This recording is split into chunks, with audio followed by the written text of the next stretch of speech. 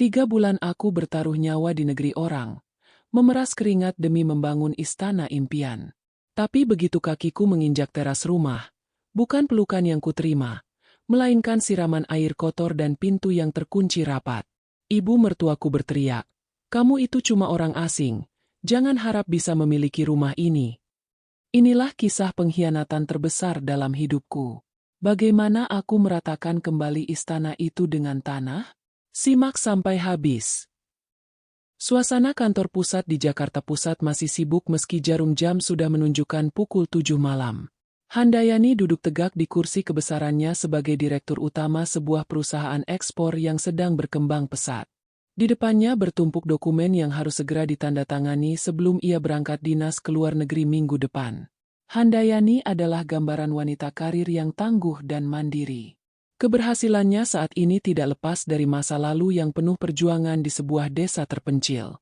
Sebagai anak yatim, ia dibesarkan oleh Ibu Fatim yang hanya seorang janda, namun didukung penuh oleh kedua kakaknya, Mariono dan Sutikno, yang rela bekerja serabutan demi membiayai sekolah Handayani hingga meraih gelar sarjana. Handayani tidak pernah melupakan akar itu. Itulah sebabnya ia tumbuh menjadi pribadi yang dermawan namun tetap disiplin dalam bekerja. Namun, kehidupan rumah tangganya berbanding terbalik dengan kecemerlangan karirnya. Handayani menikah dengan Andra, pria yang dulu adalah kakak kelasnya di sekolah menengah. Dulu, keluarga Andra adalah orang terpandang dan kaya raya di kota mereka. Namun, setelah ayah mertua meninggal dunia beberapa tahun lalu, kondisi ekonomi keluarga itu merosot tajam. Bisnis keluarga yang tidak terurus membuat mereka terlilit utang di mana-mana. Sekarang, Handayani yang menjadi tulang punggung tunggal. Ia tidak hanya membiayai kebutuhan rumah tangganya dengan Andra, tetapi juga menanggung seluruh biaya hidup ibu mertuanya, Ibu Probowani, serta biaya kuliah dan gaya hidup kedua adik iparnya, Dita dan Randy. Setiap bulan, Handayani harus menyisihkan sebagian besar gajinya untuk menutupi gaya hidup mewah keluarga mertuanya yang belum bisa menerima kenyataan bahwa mereka sudah jatuh miskin. Malam itu, Handayani pulang ke rumah dengan rasa lelah yang menghimpit. Sesampainya di ruang tamu, ia tidak disambut dengan kehangatan, melainkan dengan wajah masam Ibu Probowani. Mertuanya itu sedang duduk di sofa sambil memegang brosur perhiasan terbaru. Handayani meletakkan tasnya dan mencium tangan Ibu Probowani dengan sopan. Bukannya menanyakan kabar atau rasa lelah sang menantu, Ibu Probowani langsung mengeluh soal uang bulanan yang dianggapnya kurang untuk biaya arisan sosialita yang masih diikutinya demi menjaga gengsi. Handayani menghela napas panjang, mencoba untuk tetap bersabar demi menghormati suaminya.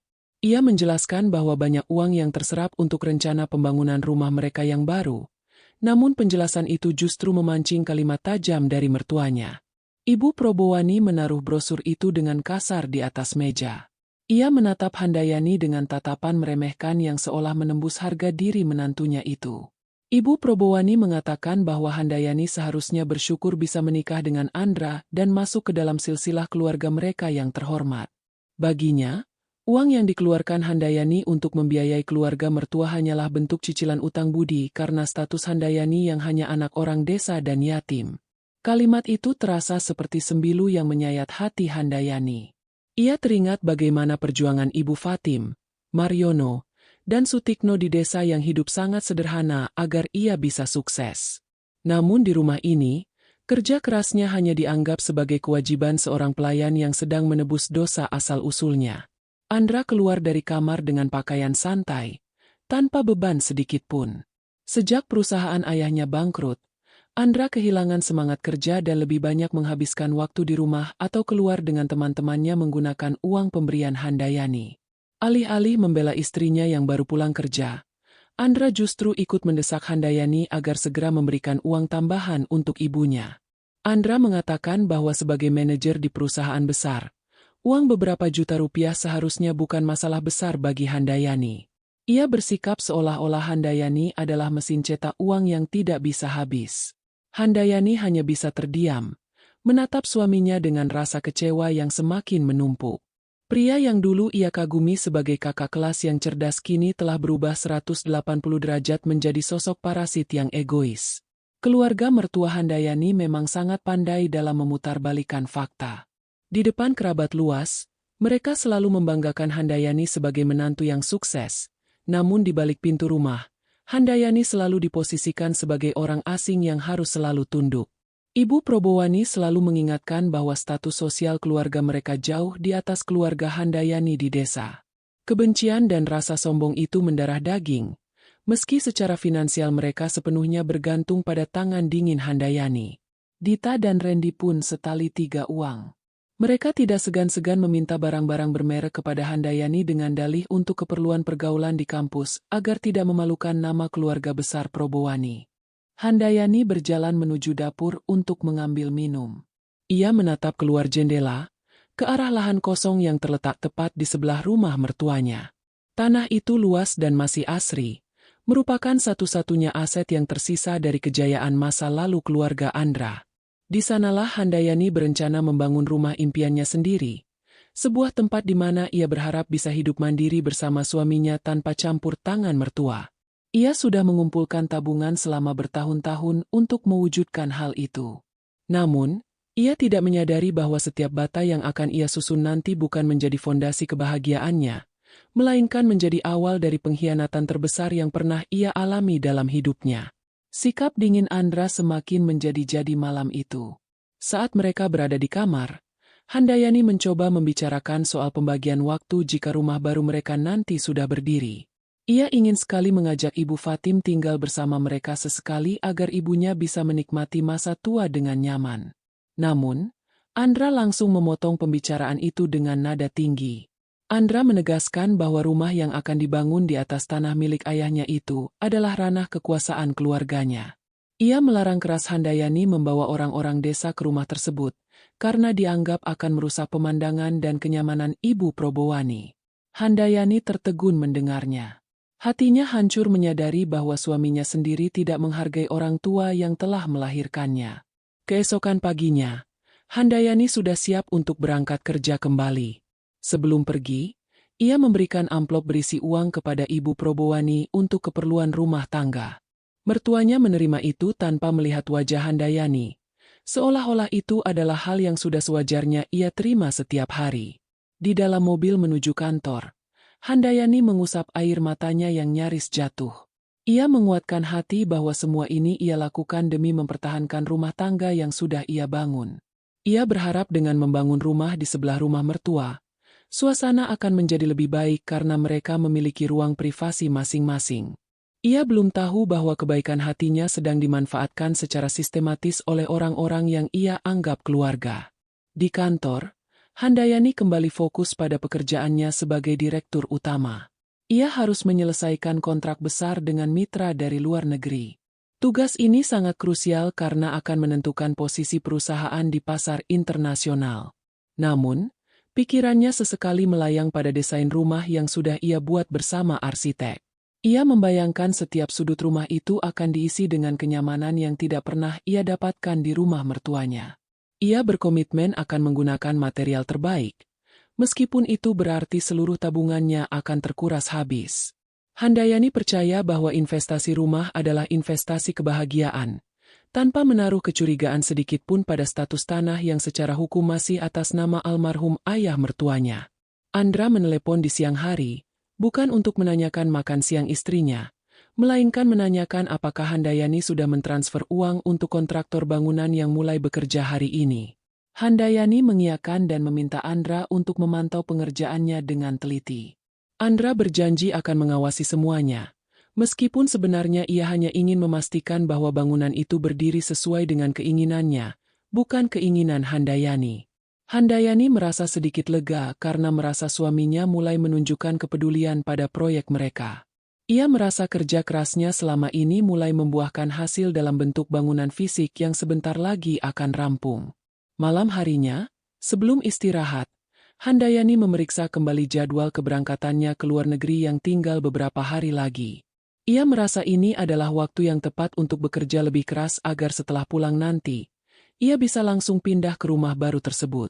Handayani tidak melihat tatapan mata Ibu Probowani dan Andra yang saling berbalas kode di meja makan saat ia pamit masuk ke kamar lebih awal. Ada sebuah rencana gelap yang sedang disusun rapi, Sebuah rencana untuk memastikan bahwa Handayani tetap berada di bawah kendali mereka meski rumah itu dibangun dengan keringatnya sendiri.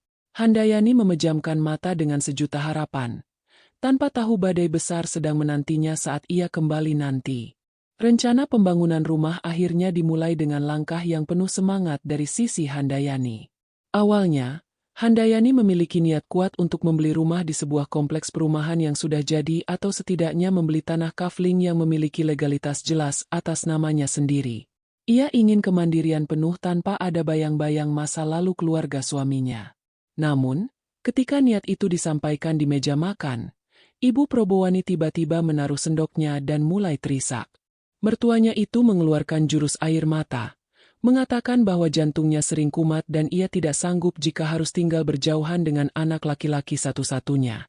Ibu Probowani memohon dengan sangat agar Handayani membangun saja di lahan kosong sebelah rumah utama, karena tanah itu adalah sisa kejayaan almarhum suaminya yang harus dijaga.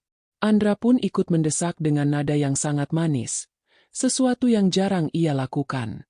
Ia membujuk Handayani dengan mengatakan bahwa uang yang seharusnya digunakan untuk membeli tanah bisa dialihkan untuk membangun bangunan yang jauh lebih mewah dan megah jika dibangun di atas tanah keluarga mereka sendiri. Handayani yang dasarnya memiliki hati yang lembut dan tidak tega melihat orang tua menangis, akhirnya luluh. Ia merasa bahwa mungkin ini adalah jalan untuk memperbaiki hubungannya dengan ibu mertua. Ia berpikir bahwa dengan berada di lokasi yang berdekatan, ia bisa sekaligus mengawasi kesehatan mertuanya sambil tetap memiliki privasi di bangunan baru yang ia bayar sepenuhnya dengan hasil kerja kerasnya sebagai direktur utama. Tanpa membuang waktu, Handayani mulai menguras seluruh tabungan yang ia kumpulkan selama bertahun-tahun. Ia juga menggunakan bonus besar yang baru saja diterimanya dari perusahaan untuk membayar arsitek dan kontraktor terbaik. Setiap minggu, Handayani menyetor uang dalam jumlah besar untuk pembelian material bangunan, mulai dari semen, besi, hingga kayu jati kualitas ekspor. Semua transaksi dan invoice ia simpan dengan rapi di dalam laci kerjanya di kantor. Namun ia tidak pernah terpikir untuk mengurus aspek legalitas tanah di depan notaris. Setiap kali Handayani menyinggung soal proses balik nama atau surat perjanjian pemakaian tanah, Ibu Probowani selalu memiliki alasan untuk menunda, mulai dari mengaku pusing hingga alasan bahwa berkas asli tanah tersebut masih tersimpan di brankas bank dan sulit diambil karena masa berkabung yang belum usai. Andra yang biasanya malas, mendadak menjadi sangat rajin memantau para tukang bangunan. Handayani merasa senang melihat perubahan sikap suaminya yang tampak bersemangat mengurus rumah impian mereka. Namun, di balik itu semua, Andra sebenarnya sedang memastikan bahwa rumah itu dibangun sesuai dengan selera ibunya dan adik-adiknya, bukan selera Handayani. Setiap kali Handayani meminta perubahan desain yang lebih fungsional untuk dirinya, Andra akan menentangnya dengan alasan teknis yang dibuat-buat. Handayani seringkali mengalah karena ia terlalu sibuk bekerja di kantor dan tidak ingin memicu pertengkaran di tengah proses pembangunan yang sedang berjalan lancar. Ia membiarkan Andra mengelola uang material yang ia transfer, tanpa tahu bahwa suaminya sering memotong dana tersebut untuk keperluan pribadinya. Suatu sore, Handayani pulang lebih awal dan melihat Ibu Probowani sedang berdiri di tengah bangunan yang sudah setengah jadi itu. Mertuanya tampak sedang menunjuk-nunjuk ke arah salah satu ruangan besar yang direncanakan Handayani sebagai ruang kerja dan perpustakaan pribadi. Handayani mendengar mertuanya berkata kepada Dita bahwa ruangan itu sangat cocok dijadikan kamar rias dan tempat menyimpan koleksi tas mewah mereka nantinya.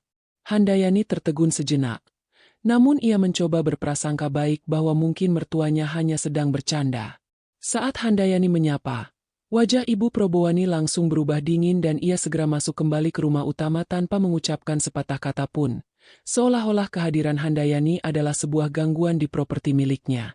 Konflik kecil mulai muncul ketika Handayani menyatakan keinginannya untuk memasang pagar pemisah yang tinggi antara rumah baru tersebut dengan rumah utama milik mertuanya. Ia merasa privasi adalah hal utama setelah rumah itu selesai nanti. Mendengar hal itu, Andra langsung marah besar. Ia menuduh Handayani ingin memutus silaturahmi dan bersikap durhaka kepada orang tua. Andra berargumen bahwa tanah itu adalah satu kesatuan, sehingga tidak boleh ada sekat yang memisahkan.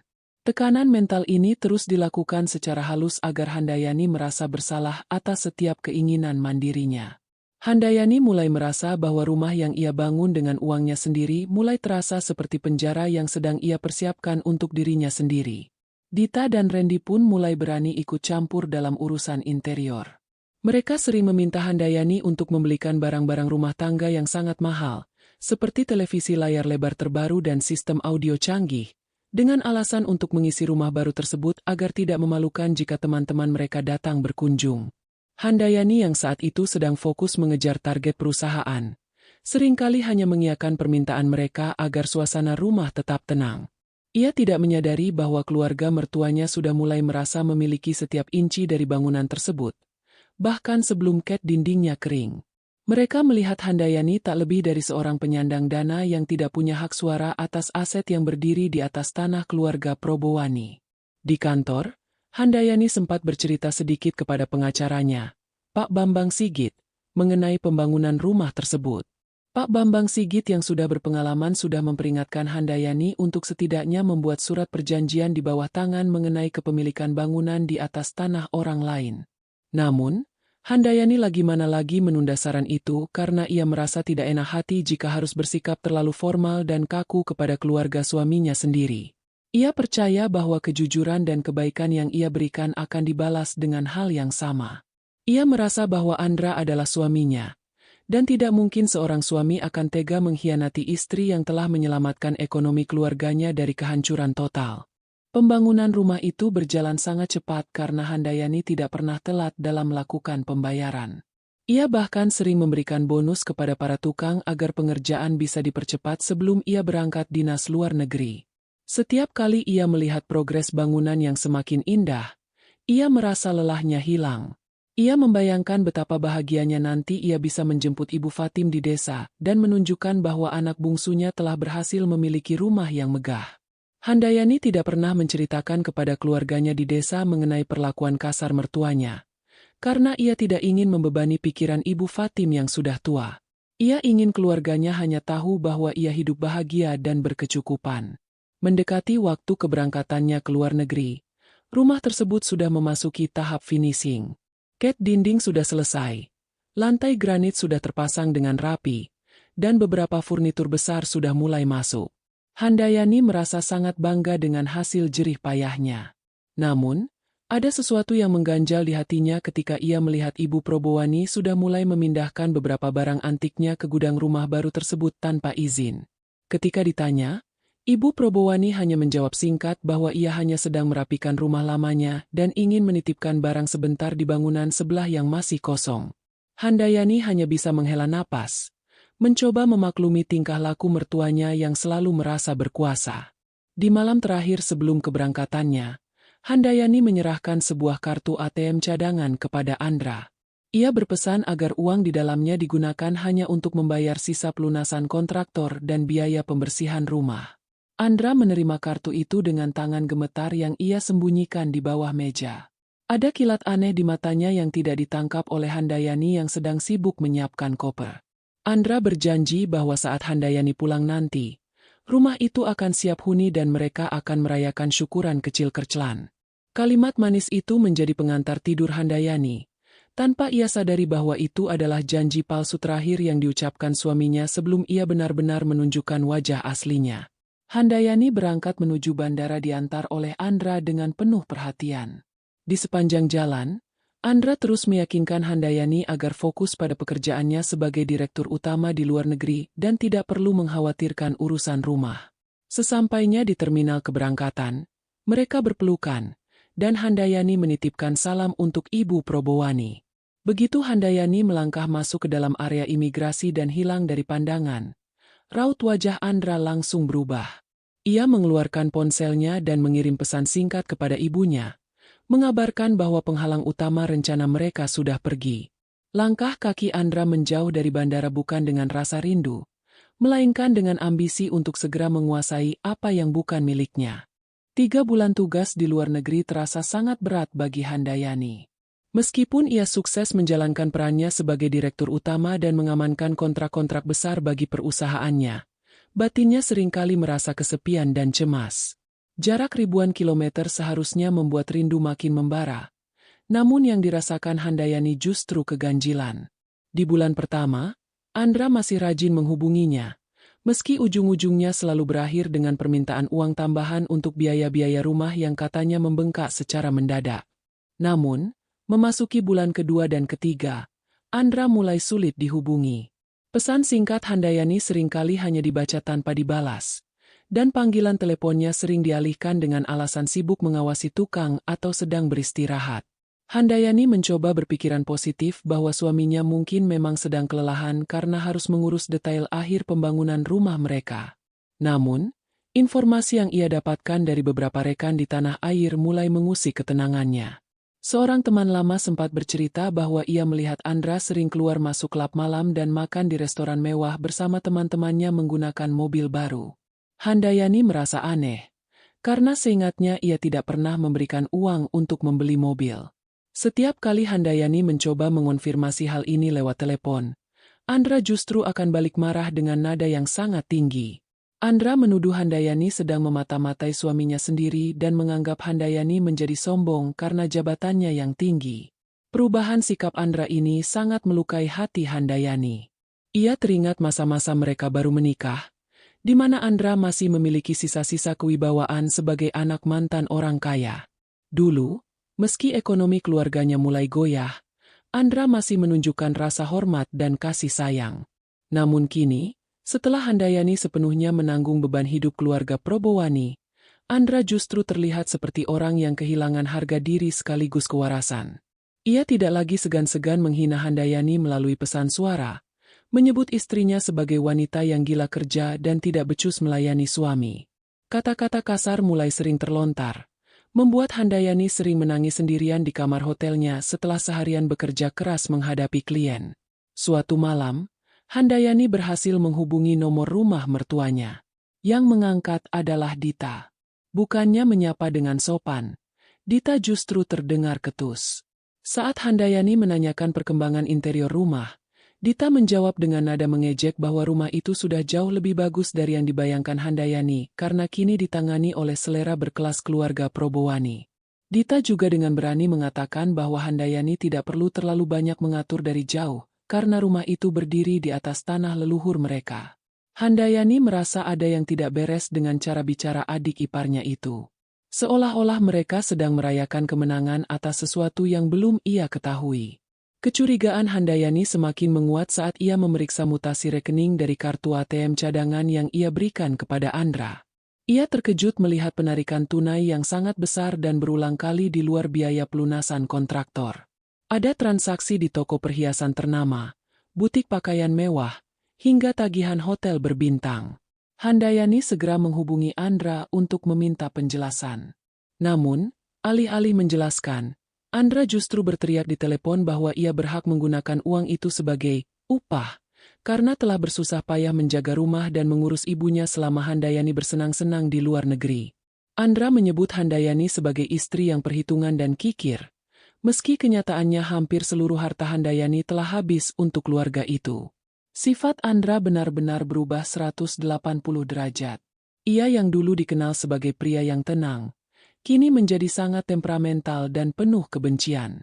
Ia mulai sering membanding-bandingkan Handayani dengan wanita-wanita dari kalangan sosialita teman-teman ibunya yang dianggapnya lebih berkelas meski tidak bekerja. Andra merasa harga dirinya sebagai lelaki terinjak-injak karena selama ini ia hidup dari uang istri, namun bukannya bekerja untuk memperbaiki keadaan. Ia justru memilih untuk merampas apa yang dimiliki istrinya agar ia merasa memiliki kuasa. Di mata Andra, Handayani hanyalah sebuah alat untuk mengembalikan kejayaan keluarganya yang telah sirna. Selama di luar negeri, Handayani juga mendapat laporan dari manajer operasionalnya di kantor bahwa ada beberapa orang yang mengaku sebagai utusan Andra mencoba meminta data keuangan pribadi Handayani. Beruntung, staf kantor Handayani sangat loyal dan menolak memberikan informasi tersebut. Mendengar kabar ini, Handayani mulai merasa bahwa keselamatannya secara finansial sedang terancam. Ia tidak menyangka bahwa suami yang ia cintai dan dukung habis-habisannya tega bertindak sejauh itu. Rasa kecewa yang mendalam mulai mengubah cara pandang Handayani terhadap pernikahannya. Ia yang tadinya ingin memberikan segalanya, kini mulai membangun benteng pertahanan untuk melindungi sisa-sisa haknya. Di sisi lain, Ibu Probowani semakin gencar menghasut Andra. Melalui percakapan telepon yang tidak sengaja didengar oleh salah satu asisten rumah tangga yang masih setia pada Handayani, diketahui bahwa Ibu Probowani terus meyakinkan Andra bahwa Handayani adalah ancaman bagi wibawa keluarga mereka. Ibu Probowani mengatakan bahwa begitu rumah selesai, mereka harus memastikan Handayani tidak punya kuasa apa-apa di sana. Mereka berencana menjadikan rumah itu sebagai milik keluarga Probowani sepenuhnya dengan alasan bahwa bangunan yang berdiri di atas tanah warisan secara otomatis menjadi milik pemilik tanah. Hasutan ini masuk ke kepala Andra yang sedang dalam kondisi mental yang tidak stabil karena rasa iri pada kesuksesan istrinya. Handayani mencoba untuk tetap fokus menyelesaikan sisa 10 hari masa dinasnya. Ia memutuskan untuk tidak lagi berdebat dengan Andra melalui telepon agar pekerjaannya tidak terganggu. Ia memilih untuk diam dan mengamati dari jauh. Namun ia sudah mulai mengambil langkah-langkah antisipasi. Ia diam-diam menghubungi staf kepercayaannya di Jakarta untuk memindahkan semua dokumen penting miliknya ke tempat yang aman. Ia juga meminta laporan foto terbaru dari kondisi rumah yang sedang dibangun. Namun para tukang tiba-tiba dilarang oleh Andra untuk mengambil foto atau memberikan informasi apapun kepada pihak luar, termasuk kepada Handayani sendiri dengan alasan itu adalah urusan internal kepala rumah tangga. Kegelapan hati Andra semakin terlihat saat ia mulai mengabaikan kewajiban-kewajiban dasar rumah tangga yang biasanya ia urus. Ia membiarkan rumah lama ibunya berantakan dan hanya fokus pada rumah baru yang hampir selesai. Ia bersikap seolah-olah ia adalah pemilik tunggal yang sedang menunggu singgasana. Baginya, Handayani bukan lagi istri yang dicintai, melainkan orang asing yang sudah selesai masa gunanya setelah semua uangnya terkuras. Setiap kali ia melihat kemewahan rumah baru itu, rasa bangga yang semu muncul di hatinya, menutup pintu hati nuraninya yang terdalam. Ia merasa telah berhasil menaklukkan wanita kota yang menurutnya terlalu mendominasi itu. Menjelang kepulangannya, Handayani mengirim pesan singkat kepada Andra bahwa ia akan mendarat di bandara dan meminta dijemput. Namun, jawaban Andra sangat singkat dan dingin. Ia mengatakan bahwa dirinya sedang sibuk dan Handayani diminta pulang sendiri menggunakan taksi. Tidak ada kata rindu, tidak ada sambutan hangat. Handayani hanya bisa menghela napas panjang sambil menahan sesak di dadanya. Ia menyadari bahwa rumah yang ia tuju bukan lagi rumah yang penuh cinta, melainkan sebuah medan perang yang harus ia hadapi dengan keberanian. Ia tidak tahu bahwa rencana pengusirannya sudah matang disiapkan oleh keluarga mertuanya tepat di hari kepulangannya nanti. Handayani menutup kopernya dengan tangan bergetar di malam terakhirnya di luar negeri. Ia menatap wajahnya di cermin, melihat guratan kelelahan namun ada kilat ketegasan yang mulai muncul. Ia bukan lagi Handayani yang lemah dan mudah dibodohi oleh air mata drama. Ia adalah seorang direktur utama yang biasa memimpin ratusan orang, dan ia tidak akan membiarkan hidupnya hancur oleh keserakahan orang lain. Sambil memegang paspornya, ia berjanji pada dirinya sendiri bahwa apapun yang terjadi saat ia menginjakkan kaki di tanah air nanti, ia akan memperjuangkan harga dirinya dan harga diri keluarganya di desa yang telah dihina.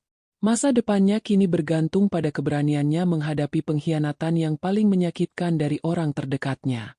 Keberangkatan Handayani ke luar negeri sebenarnya adalah sebuah pencapaian besar bagi karirnya sebagai direktur utama.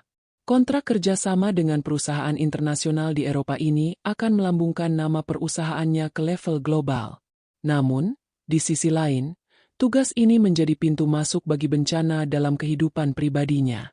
Sebelum berangkat, Handayani telah mengatur segala sesuatunya dengan sangat rapi. Ia memastikan pengerjaan rumah barunya tetap berjalan di bawah pengawasan Andra. Ia mempercayakan sepenuhnya urusan teknis lapangan kepada suaminya, karena ia ingin Andra merasa dihargai dan dilibatkan dalam membangun masa depan mereka. Handayani juga telah melunasi sebagian besar tagihan material utama agar pengerjaan interior tidak terhambat selama ia tidak ada.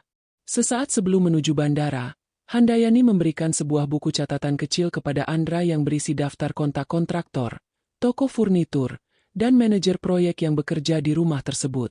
Ia juga menyerahkan kartu ATM cadangan dengan saldo yang sangat besar, cukup untuk menyelesaikan seluruh finishing hingga rumah itu siap huni. Handayani berpesan agar Andra menggunakan uang itu dengan bijak dan mencatat setiap pengeluaran. Saat itu, Andra menunjukkan sikap yang sangat manis dan suportif. Ia memeluk Handayani erat-erat dan berjanji akan memberikan kejutan besar saat istrinya pulang nanti. Handayani merasa sangat haru, mengira bahwa proyek rumah ini telah berhasil mengembalikan keharmonisan rumah tangga mereka yang sempat mendingin. Begitu pesawat yang membawa Handayani lepas landas, sandiwara manis Andra berakhir seketika. Ia tidak langsung pulang untuk mengawasi tukang, melainkan menuju sebuah restoran mewah untuk bertemu dengan Ibu Probowani, Dita, dan Randy. Di meja makan yang penuh dengan hidangan mahal, mereka merayakan keberangkatan Handayani seolah-olah mereka baru saja memenangkan lotre. Ibu Probowani dengan nada penuh kemenangan mengatakan bahwa ini adalah kesempatan emas untuk mengambil alih kendali penuh. Ia menginstruksikan Andra agar segera mengganti semua rencana interior yang sebelumnya telah disepakati dengan Handayani. Ibu Probowani ingin kamar utama di rumah baru itu menjadi miliknya, sementara Handayani dan Andra ditaruh di kamar yang lebih kecil di lantai bawah. Selama di luar negeri, Handayani bekerja hampir 20 jam sehari. Perbedaan zona waktu dan tekanan negosiasi yang tinggi membuatnya jarang bisa berkomunikasi secara mendalam dengan keluarga di rumah. Setiap kali ia berhasil menelepon, Andra selalu menjawab dengan terburu-buru, memberikan laporan-laporan palsu tentang progres pembangunan. Andra mengatakan bahwa rumah itu semakin indah dan semuanya berjalan sesuai rencana. Padahal, kenyataannya, Andra mulai menggunakan uang dari kartu ATM tersebut untuk membelikan Dita sebuah mobil baru dan membiayai utang-utang judi bola yang selama ini ia sembunyikan dari Handayani. Randy pun tidak mau kalah. Ia meminta jatah uang saku yang fantastis setiap minggu untuk mentraktir teman-temannya demi menjaga citra sebagai keluarga orang kaya. Ibu Probowani mulai bertindak lebih jauh dengan mendatangi lokasi pembangunan setiap hari. Ia bertingkah layaknya pemilik tunggal, memerintah para tukang untuk membongkar kembali bagian-bagian rumah yang sudah jadi hanya karena tidak sesuai dengan selera kunonya. Ketika manajer proyek mencoba memprotes karena hal itu akan menambah biaya dan waktu, Ibu Probowani justru menghardik mereka dengan kasar. Ia mengatakan bahwa mereka hanyalah kuli yang dibayar, sedangkan dirinya adalah pemilik tanah sah yang suaranya tidak boleh dibantah. Para tukang yang bingung akhirnya hanya bisa menurut karena Andra juga membela ibunya dan mengancam akan memecat siapapun yang berani melapor kepada Handayani. Di tengah kesibukannya di London dan Paris, Handayani sesekali merasakan firasat buruk. Beberapa kali ia mencoba menghubungi pengawas lapangan, namun nomor telepon mereka sudah diblokir oleh Andra sehingga semua komunikasi harus melalui suaminya. Handayani juga menyadari bahwa pengeluaran di kartu ATM cadangan itu terjadi sangat masif dan tidak wajar. Namun, saat ia mencoba menanyakan hal itu kepada Andra, sang suami selalu menggunakan taktik manipulasi emosional. Andra akan marah besar dan menuduh Handayani tidak mempercayainya, bahkan mengancam akan meninggalkan rumah jika terus dicurigai. Karena posisi Handayani yang jauh dan tidak ingin pikirannya terbelah saat negosiasi bisnis, ia terpaksa mengalah dan memilih untuk memendam kecurigaannya hingga ia pulang nanti. Puncak dari rencana jahat keluarga mertua terjadi di bulan ketiga. Ibu Probowani mengusulkan agar mereka mulai memindahkan barang-barang dari rumah lama ke rumah baru sebelum Handayani mendarat di Jakarta. Mereka ingin menciptakan kondisi di mana rumah itu sudah sepenuhnya dikuasai oleh keluarga Probowani sehingga Handayani akan merasa seperti tamu di rumah yang ia bangun sendiri. Andra setuju dengan ide tersebut. Mereka mulai mengisi rumah itu dengan barang-barang lama milik almarhum ayah mertua dan mengubah dekorasi sesuai keinginan Ibu Probowani. Foto-foto pernikahan Handayani dan Andra yang tadinya direncanakan dipasang di ruang tamu, justru ditaruh di dalam gudang gelap di belakang rumah. Andra juga mulai mengurus surat-surat dengan bantuan oknum tertentu untuk memastikan bahwa bangunan tersebut tercatat menyatu dengan lahan yang merupakan warisan sah keluarganya. Ia merasa sangat percaya diri bahwa secara hukum Handayani tidak akan bisa berkutik, karena tidak memiliki bukti kepemilikan tanah. Baginya, Handayani hanyalah pihak ketiga yang menyumbangkan dana secara sukarela untuk mempercantik aset keluarganya. Keserakahan telah benar-benar menutup mata hati Andra. Ia melupakan semua kebaikan Handayani yang telah melunasi utang-utang ayahnya dan membiayai seluruh kebutuhan hidupnya selama bertahun-tahun. Di pikirannya kini hanya ada keinginan untuk kembali ke kasta atas dengan cara merampas jerih payah istrinya. Sementara itu, Handayani akhirnya menyelesaikan seluruh tugas dinasnya dengan sukses gemilang. Ia berhasil membawa pulang kontrak bernilai jutaan dolar yang menjamin bonus besar bagi stafnya dan stabilitas bagi perusahaannya. Namun, kondisi fisiknya sangat lemah. Ia terserang flu berat dan kelelahan kronis karena kurang istirahat. Ia hanya ingin segera pulang, memeluk ibunya di desa, dan kemudian beristirahat di rumah baru yang selama ini ia impikan. Ia sudah membayangkan aroma cat baru dan kenyamanan kasur yang ia pesan khusus. Handayani tidak tahu bahwa di balik senyum tipis yang ia sunggingkan di dalam pesawat menuju tanah air, sebuah penyambutan yang paling dingin dan paling kejam telah disiapkan untuknya. Dita dan Randy bahkan sudah merencanakan sebuah pesta syukuran di rumah baru itu tanpa mengundang Handayani. Mereka sengaja mengatur waktu pesta bertepatan dengan kepulangan Handayani agar mereka bisa memamerkan rumah itu kepada teman-teman mereka sebagai properti milik keluarga Probowani. Mereka merasa berada di atas angin dan yakin bahwa Handayani tidak akan berani melawan karena statusnya sebagai istri yang secara adat harus patuh pada suami dan mertua. Ketidaktahuan Handayani dimanfaatkan secara maksimal hingga detik terakhir. Baginya, tugas ke luar negeri ini adalah bukti cintanya untuk membangun ekonomi keluarga. Namun bagi keluarga mertua, ini adalah kesempatan untuk melakukan perampokan secara terencana. Sesaat sebelum mendarat, Handayani mengirimkan pesan singkat terakhir kepada Andra yang memberitahukan jam kedatangannya.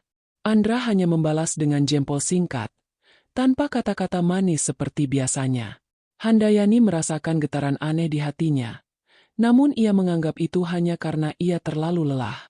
Ia menutup mata sejenak, mencoba membayangkan wajah Ibu Fatim, kakaknya Mariono, dan kakaknya Sutikno yang sangat ia rindukan. Ia berencana untuk singgah ke desa terlebih dahulu untuk menjemput keluarganya agar bisa bersama-sama melihat rumah baru itu. Niat mulia ini justru akan menjadi saksi bisu bagaimana kehormatan keluarganya akan diinjak-injak oleh kesombongan keluarga mertua yang tidak tahu diri. Pesawat mendarat di Bandara Soekarno-Hatta dengan mulus. Handayani melangkah keluar dengan tubuh yang masih sedikit demam. Namun semangatnya kembali saat melihat bendera tanah air. Ia tidak tahu bahwa kartu ATM yang ia percayakan kepada suaminya kini hanya menyisakan saldo minimum, dan rumah yang ia bangun dengan darah dan air mata kini telah dikunci rapat dari dalam oleh orang-orang yang tidak pernah mengeluarkan 1 sen pun untuk fondasinya. Handayani melambaikan tangan mencari taksi, memulai perjalanan menuju babak paling pahit dalam hidupnya. Ia pulang membawa kemenangan besar bagi perusahaannya. Namun ia tidak sadar bahwa ia akan segera kehilangan satu-satunya tempat yang ia sebut sebagai rumah. Setelah menempuh perjalanan udara belasan jam, Handayani akhirnya mendarat di tanah air. Tubuhnya terasa sangat ringkih, persendiannya linu, dan suhu tubuhnya kian meninggi akibat kelelahan yang memuncak. Alih-alih langsung menuju rumah baru di kota yang penuh dengan ketegangan bersama keluarga mertua, naluri terkecilnya menuntunnya untuk pulang ke desa. Ia merindukan pelukan Ibu Fatim dan ketenangan rumah kayu tempat ia dibesarkan. Dengan sisa tenaga yang ada, ia menempuh perjalanan darat selama beberapa jam menuju desa.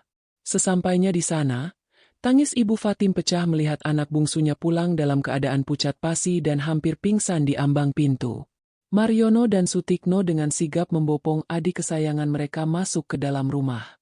Selama 3 hari di desa, Handayani dirawat dengan penuh kasih sayang oleh keluarganya. Ibu Fatim memasakkan sayur bening kesukaan Handayani dan telaten mengompres keningnya setiap malam. Mariono dan Sutikno rela bergantian berjaga di samping tempat tidur adiknya, memastikan Handayani mendapatkan istirahat total. Di tengah rasa sakitnya, Handayani merasa sangat berdosa karena selama ini ia terlalu fokus mengurusi keluarga mertuanya yang tidak pernah menghargainya. Sementara keluarganya sendiri di desa selalu memberikan cinta tanpa syarat tanpa pernah meminta imbalan materi sepeser pun. Kesederhanaan di rumah itu justru menjadi obat paling mujarab bagi jiwanya yang sedang terguncang oleh perubahan sikap suaminya di telepon. Pada hari keempat, kondisi Handayani mulai membaik. Ia merasa sudah cukup kuat untuk melakukan perjalanan kembali ke kota. Handayani memutuskan untuk mengajak Ibu Fatim, Mariono, Sutikno, serta beberapa keponakannya untuk ikut bersamanya. Ia ingin membalas budi kedua kakaknya yang dulu menyisihkan uang sekolah untuknya dengan memperlihatkan hasil kerja kerasnya berupa sebuah rumah megah. Ia ingin Ibu Fatim merasakan empuknya kasur di kamar tamu yang sudah ia siapkan khusus untuk sang ibu. Dengan penuh semangat, keluarga dari desa itu berkemas. Mereka memakai pakaian terbaik yang mereka miliki untuk menghormati momen berharga tersebut. Ibu Fatim bahkan membungkus banyak oleh-oleh berupa hasil bumi dan makanan desa untuk dibagikan kepada keluarga Andra sebagai tanda persaudaraan. Di sepanjang perjalanan menuju kota, Handayani bercerita dengan mata berbinar tentang setiap detail rumah barunya. Ia menceritakan betapa luasnya ruang tamu dan betapa indahnya taman kecil di samping rumah yang ia rancang sendiri. Mariono dan Sutikno ikut bangga mendengarnya. Mereka merasa perjuangan mereka menyekolahkan Handayani tidak sia-sia. Namun, di dalam hati Handayani tetap terselip kecemasan kecil karena ia belum memberitahu Andra bahwa ia akan membawa keluarganya dari desa. Ia mencoba menelepon Andra beberapa kali selama di perjalanan untuk memberikan kejutan. Namun tetap saja panggilannya tidak diangkat. Handayani mencoba memaklumi. Mungkin suaminya sedang sibuk merapikan barang-barang terakhir sebelum mereka benar-benar menempati rumah itu. Semakin mendekati area perumahan, jantung Handayani berdegup kian kencang. Ia melihat dari kejauhan bangunan mewah berlantai 2 dengan cat berwarna putih tulang yang sangat elegan. Rumah itu tampak berdiri gagah di sebelah rumah lama milik Ibu Probowani.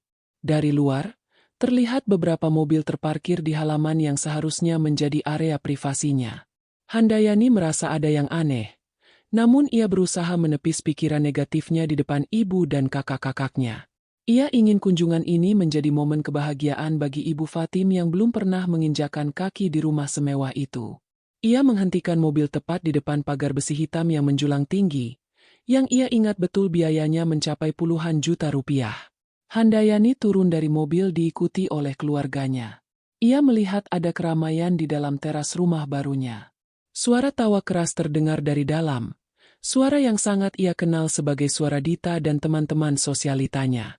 Handayani mencoba membuka pagar, namun ternyata pagar itu digembok dengan rantai besar yang tidak biasanya ada di sana. Ia merasa seperti tamu asing di tanahnya sendiri. Handayani kemudian menekan bel berkali-kali, namun tidak ada yang menyahut meski orang-orang di dalam teras jelas melihat kehadirannya. Ibu Fatim berdiri di belakang Handayani dengan wajah bingung, memegang bungkusan oleh-oleh yang mulai terasa berat di tangannya. Ketegangan mulai memuncak saat pintu utama rumah baru itu terbuka lebar. Alih-alih Andra yang keluar menyambut istrinya, yang muncul adalah Ibu Probowani dengan daster mewahnya, didampingi oleh Randy yang tampak sedang memegang gelas minuman mahal. Mereka berdiri di balik pagar dengan tatapan yang sangat dingin dan menghina. Tidak ada senyum. Tidak ada sambutan hangat untuk menantu yang baru pulang dari tugas berat di luar negeri. Ibu Probowani menatap tajam ke arah Ibu Fatim dan kedua kakak Handayani, seolah-olah melihat sekelompok pengemis yang sedang tersesat di depan istananya. Suasana ceria yang dibawa Handayani dari desa seketika berubah menjadi senyap yang mencekam. Handayani mencoba tetap tenang dan menyapa mertuanya dengan sopan. Ia bertanya mengapa pagar digembok dan meminta kunci agar ia dan keluarganya bisa masuk untuk beristirahat. Namun, Ibu Probowani justru mendengus kasar. Ia mengatakan bahwa rumah ini bukan tempat persinggahan sembarang orang, apalagi untuk orang-orang desa yang membawa bau tanah ke dalam bangunan mewahnya. Kalimat itu diucapkan dengan sangat lantang sehingga didengar oleh tetangga sekitar yang mulai keluar rumah karena penasaran. Mariono dan Sutikno yang mendengar adiknya dan ibunya dihina seperti itu, mulai mengepalkan tangan, namun Handayani memberikan isyarat agar mereka tetap diam demi menjaga martabat. Andra akhirnya keluar dari dalam rumah, namun penampilannya sungguh mengecewakan. Ia tampak segar bugar, sama sekali tidak menunjukkan raut rindu pada istrinya. Saat Handayani memanggil namanya dengan suara bergetar, Andra justru memalingkan muka. Ia tidak berani menatap mata istrinya yang selama ini telah menghidupinya. Andra justru berdiri di belakang ibunya, seolah mencari perlindungan. Di momen itulah Handayani menyadari bahwa sakit fisik yang ia rasakan selama ini tidak ada apa-apanya dibandingkan dengan rasa sakit di hatinya saat melihat suami yang ia cintai justru menjadi bagian dari rencana penghinaan terhadap keluarganya sendiri. Ibu Probowani kemudian mengeluarkan sebuah map plastik dan melambai-lambaikan isinya di depan wajah Handayani dari balik jeruji pagar. Ia menyatakan dengan penuh kemenangan bahwa rumah ini berdiri di atas tanah warisan suaminya, dan berdasarkan hukum keluarga mereka, siapapun yang membangun di atas tanah itu berarti menyumbangkan hartanya untuk pemilik tanah. Ia menegaskan bahwa Handayani tidak punya hak sepeser pun untuk membawa rombongan dari desanya masuk ke dalam rumah tersebut. Handayani merasa dunianya runtuh seketika. Seluruh keringat, air mata, dan kerja kerasnya selama 3 bulan di luar negeri seolah-olah menguap begitu saja, dirampas oleh keserakahan orang-orang yang ia anggap sebagai keluarga. Ibu Fatim yang sangat polos mencoba mendekat dan memohon agar mereka diizinkan masuk hanya untuk sekadar memberikan oleh-oleh. Namun, dengan kejamnya, Ibu Probowani menyambar bungkusan emping dan kerupuk dari tangan Ibu Fatim lalu melemparkannya ke jalanan hingga hancur berantakan. Ia meneriakkan kata-kata yang sangat tajam, menyebut bahwa makanan desa itu hanya akan mengotori lantai granit mahalnya. Handayani melihat ibunya gemetar menahan tangis, dan itulah titik di mana rasa sabar Handayani benar-benar habis. Ia tidak masalah jika dirinya dihina, namun melihat ibunya diperlakukan seperti itu adalah kesalahan terbesar yang dilakukan oleh keluarga Probowani. Handayani menatap Andra untuk terakhir kalinya dalam babak ini, berharap ada sisa-sisa nurani di sana. Namun Andra justru berkata dengan suara dingin bahwa Handayani sebaiknya pergi, karena kehadirannya hanya mengganggu ketenangan ibu dan adik-adiknya. Andra menyebut bahwa uang Handayani memang banyak, tapi statusnya tetaplah orang asing di keluarga besar Probowani. Tanpa rumah, tanpa kunci, dan dengan harga diri keluarga yang diinjak-injak, Handayani berdiri mematung di depan bangunan megah yang ia bangun.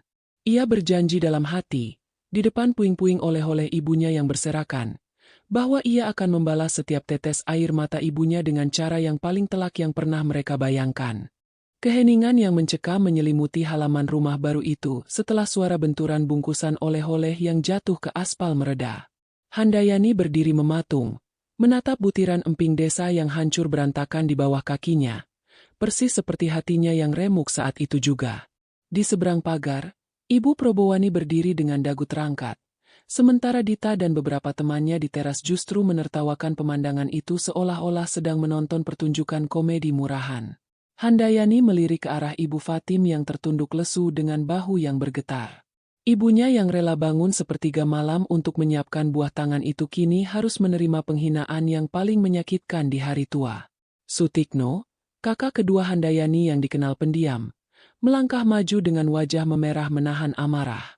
Ia mencoba meraih gembok pagar tersebut, namun Andra segera berteriak mengancam akan memanggil polisi jika ada yang berani menyentuh properti miliknya. Handayani segera memegang lengan kakaknya, memberikan isyarat untuk tidak menggunakan kekerasan fisik yang hanya akan merugikan posisi mereka secara hukum nantinya.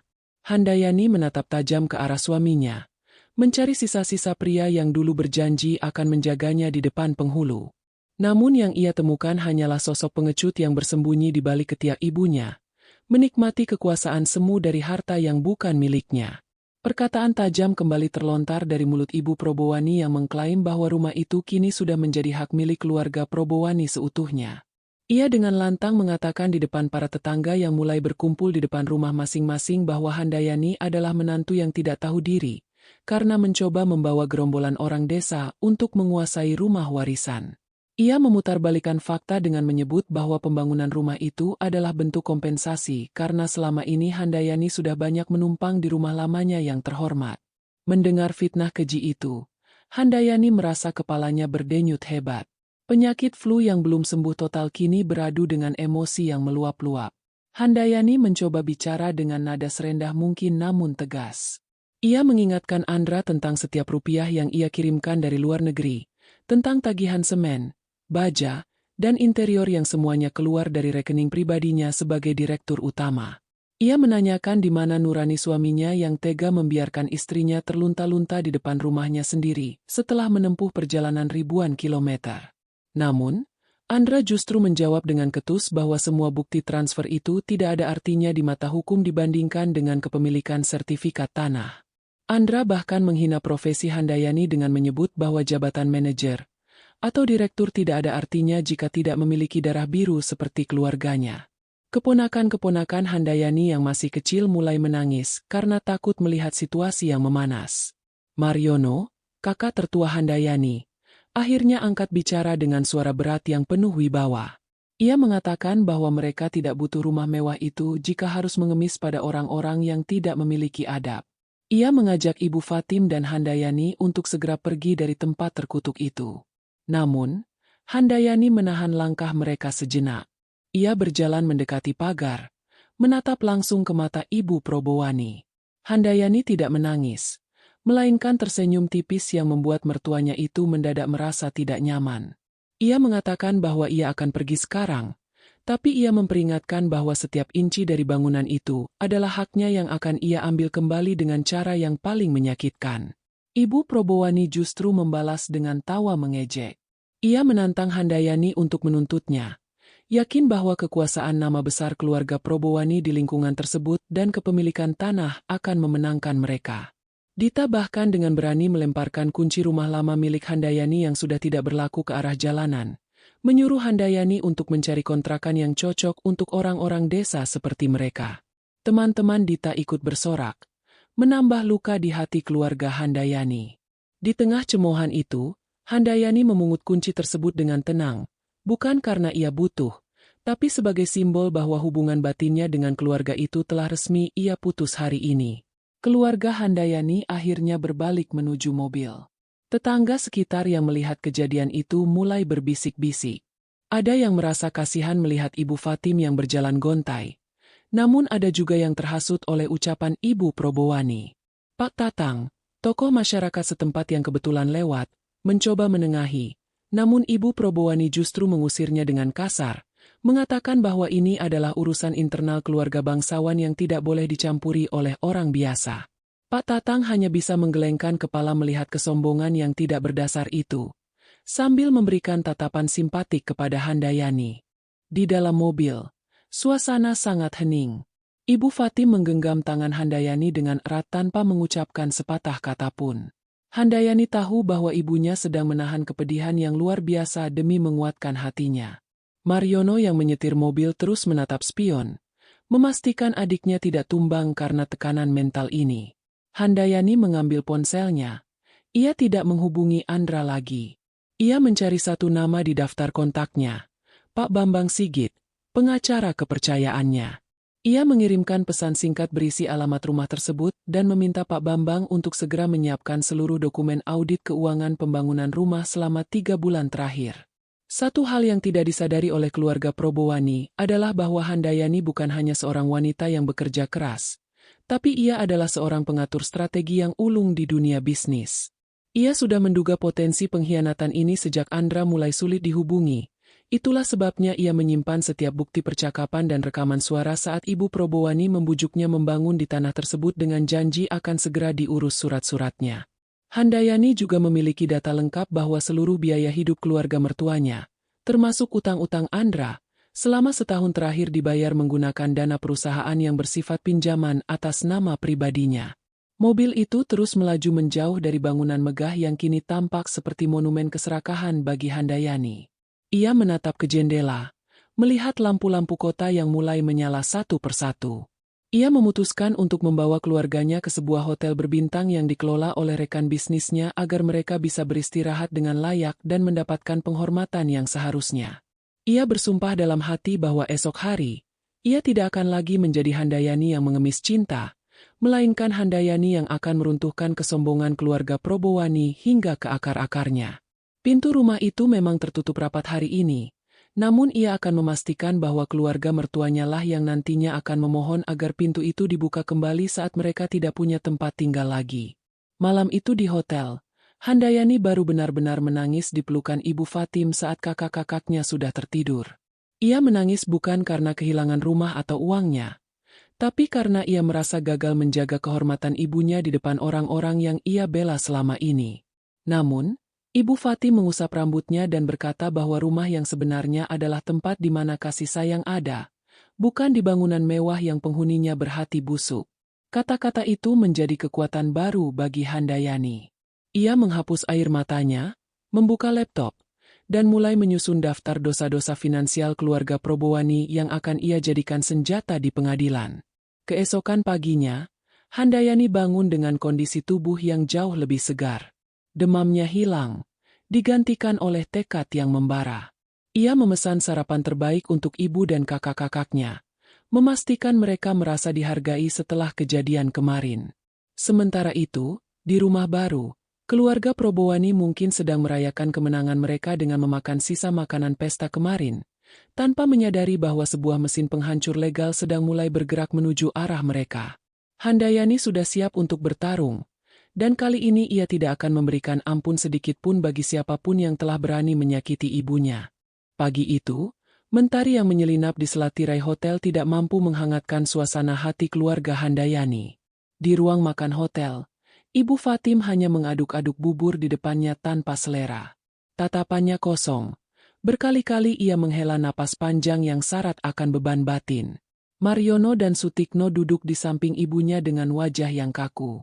Sebagai laki-laki desa yang menjunjung tinggi kehormatan keluarga, mereka merasa gagal melindungi ibu dan adik bungsu mereka dari caci maki yang dilontarkan Ibu Probowani kemarin sore. Handayani melihat pemandangan itu dengan rasa sesak yang luar biasa. Ia tahu, bagi ibunya, kehilangan harta bukanlah masalah. Namun dihina sebagai orang desa yang tidak tahu malu adalah luka yang sulit kering. Kejadian di depan pagar rumah baru itu terus terngiang di telinga Handayani. Suara cempreng Ibu Probowani yang menyebut ibunya sebagai janda miskin yang ingin menumpang hidup di rumah mewah benar-benar sebuah kekejaman yang tak termaafkan. Handayani menghampiri ibunya, menggenggam tangan tua yang kasar karena kerja keras itu, dan mencoba memberikan kekuatan. Namun, Ibu Fatim justru menatap Handayani dengan mata berkaca-kaca. Ibunya bertanya dengan suara bergetar, apakah keberadaannya memang memalukan bagi keluarga Andra. Pertanyaan polos itu seperti palu yang menghantam dada Handayani. Ia bersumpah dalam hati bahwa siapapun yang membuat ibunya merasa rendah diri seperti ini harus membayar harganya dengan sangat mahal. Sutikno yang biasanya tenang, mulai tidak sabar. Ia mendesak Handayani untuk segera bertindak, atau setidaknya membiarkan mereka kembali ke desa, karena tidak tahan melihat ibu mereka terus bersedih di kota orang. Mariono juga berpendapat sama. Baginya harga diri lebih penting daripada menuntut rumah yang sudah dikuasai oleh keluarga licik itu. Namun, Handayani menjelaskan dengan tenang bahwa jika mereka pulang sekarang tanpa melakukan perlawanan, keluarga Probowani akan merasa menang dan terus menganggap mereka sebagai orang lemah yang bisa diinjak-injak. Handayani meminta kakak-kakaknya untuk bersabar beberapa hari lagi sementara ia mengatur langkah hukum bersama Pak Bambang Sigit. Ia ingin memberikan pelajaran bahwa kehormatan orang desa tidak bisa dibeli dengan sertifikat tanah warisan. Siang harinya, Handayani memutuskan untuk kembali ke lingkungan rumah tersebut secara diam-diam tanpa membawa ibunya. Ia ingin mengambil beberapa barang pribadi dan dokumen penting yang masih tertinggal di rumah lama mertuanya. Namun, saat ia tiba di sana, ia justru menemukan pemandangan yang lebih memuakkan.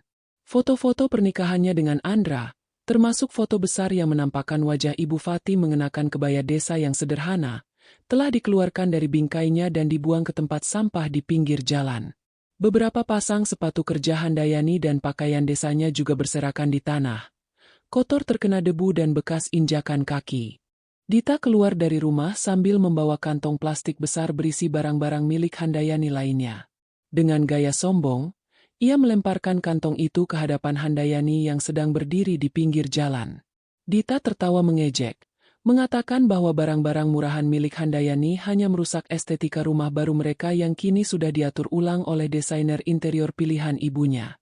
Dita juga dengan berani menyebut bahwa Ibu Handayani seharusnya tahu diri untuk tetap di dapur desa daripada bermimpi masuk ruang tamu keluarga Probowani. Handayani hanya diam, menatap tumpukan barangnya yang dihina, namun tangannya bergerak cepat menyalakan fitur perekam di ponselnya untuk mengabadikan setiap kata kasar yang keluar dari mulut adik iparnya itu. Andra muncul dari balik pintu, namun ia tidak berbuat apa-apa untuk menghentikan adiknya. Ia justru berdiri bersedekap, menatap Handayani dengan tatapan yang sangat asing. Andra mengatakan bahwa mulai hari ini, ia sudah mengajukan gugatan cerai dan meminta Handayani tidak lagi mengganggu ketenangan keluarganya. Ia mengklaim bahwa segala sesuatu yang ada di dalam rumah baru itu adalah miliknya karena ia adalah suami sekaligus ahli waris tanah tersebut. Handayani menatap suaminya dengan rasa jijik yang sudah mencapai ubun-ubun.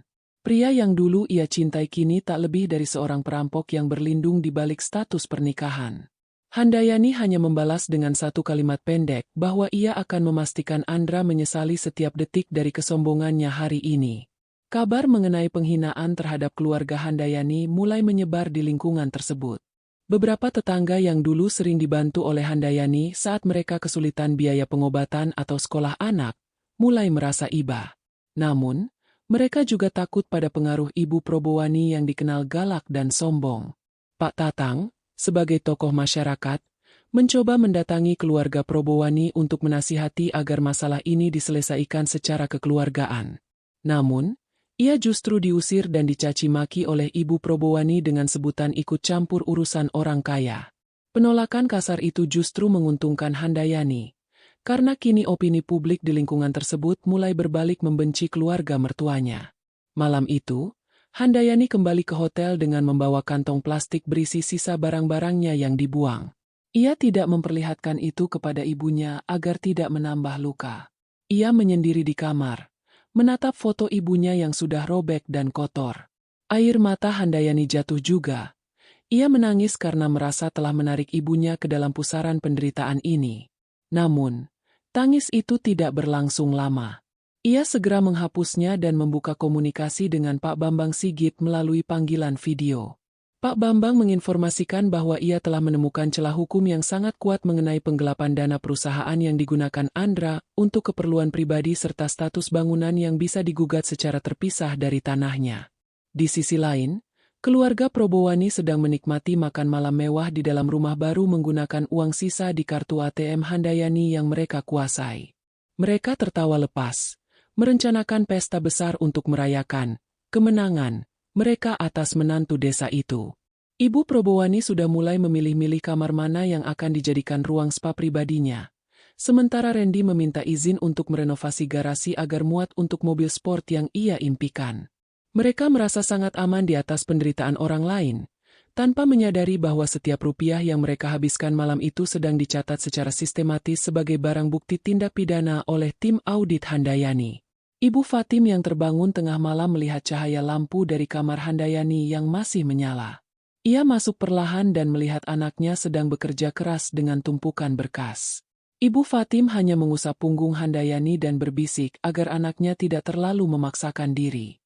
Ia mengatakan bahwa ia rela jika harus kembali ke desa dan hidup sederhana lagi, asalkan Handayani tidak terus-menerus tersiksa. Handayani memeluk ibunya erat-erat. Ia meyakinkan ibunya bahwa ini bukan lagi soal rumah atau uang, tapi soal martabat keluarga mereka yang sudah diinjak-injak. Ia berjanji bahwa sebelum mereka pulang ke desa, dunia akan melihat siapa yang sebenarnya memiliki kehormatan dan siapa yang sebenarnya hanya parasit yang tidak punya harga diri. Momen haru itu menjadi bahan bakar terakhir bagi Handayani untuk menyelesaikan berkas tuntutannya. Ia telah menyiapkan strategi, bumi hangus, yang akan menghancurkan finansial dan reputasi keluarga Probowani sekaligus. Ia tidak akan membiarkan satu sen pun dari jerih payahnya dinikmati oleh orang-orang yang telah menghina ibunya. Dengan dukungan penuh dari kedua kakaknya yang kini juga mulai mengerti jalur hukum yang diambil adiknya, Handayani merasa siap menghadapi badai. Air mata yang tumpah hari ini ia jadikan penguat untuk memastikan bahwa di akhir cerita nanti, hanya akan ada air mata penyesalan dari pihak yang telah mengkhianatinya. Penghinaan ini telah mencapai puncaknya, dan kini saatnya bagi Handayani untuk membalikan keadaan. Ia menutup laptopnya saat fajar mulai menyingsing di ufuk timur. Dengan wajah yang tegak dan mata yang tajam, ia bersiap menuju kantor pengadilan bersama Pak Bambang Sigit. Hari ini bukan lagi hari untuk bersedih, melainkan hari untuk memulai pembalasan yang elegan namun mematikan. Handayani melangkah keluar kamar hotel dengan keyakinan penuh, meninggalkan bayang-bayang menantu yang lemah dan menyambut identitasnya sebagai wanita yang akan meruntuhkan menara emas yang dibangun di atas puing kehormatan ibunya. Kesedihan Handayani kini telah bermutasi menjadi ketenangan yang mematikan. Di ruang pertemuan hotel yang ia sewa khusus, ia duduk berhadapan dengan Pak Bambang Sigit dan tim audit internal perusahaannya. Selama bertahun-tahun, keluarga Probowani menganggap Handayani hanyalah wanita desa yang kebetulan beruntung mendapatkan jabatan tinggi, namun mereka lupa bahwa jabatan direktur utama tidak didapatkan dengan sekadar keberuntungan. Handayani adalah wanita yang sangat teliti dalam urusan dokumentasi. Di depannya kini terbentang jejak digital yang selama ini ia kumpulkan secara diam-diam, mulai dari rekaman percakapan telepon, mutasi rekening yang sangat rinci, hingga pesan singkat yang menunjukkan bagaimana ia dijebak untuk membangun di atas tanah mertuanya. Pak Bambang Sigit memeriksa tumpukan bukti itu dengan senyum tipis. Ia menemukan bahwa kartu ATM cadangan yang digunakan Andra ternyata tersambung dengan rekening korporasi yang diperuntukkan bagi operasional manajer lapangan. Penggunaan uang tersebut untuk kepentingan pribadi seperti membeli mobil Dita dan biaya arisan Ibu Probowani jelas masuk ke dalam ranah penggelapan dana. Lebih dari itu, Handayani menunjukkan rekaman suara saat Ibu Probowani memohon sambil menangis agar Handayani membangun di tanah sebelah rumah lama dengan janji tertulis di pesan singkat bahwa tanah itu akan dihibahkan sebagai hadiah pernikahan yang tertunda.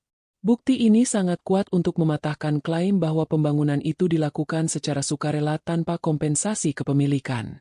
Handayani juga menyerahkan seluruh invoice material bangunan yang semuanya menggunakan nama pribadinya dan alamat kantor. Tidak ada satupun dokumen pembangunan, mulai dari izin mendirikan bangunan atau IMB hingga kontrak tukang, yang mencantumkan nama Andra atau Ibu Probowani sebagai pemberi perintah kerja.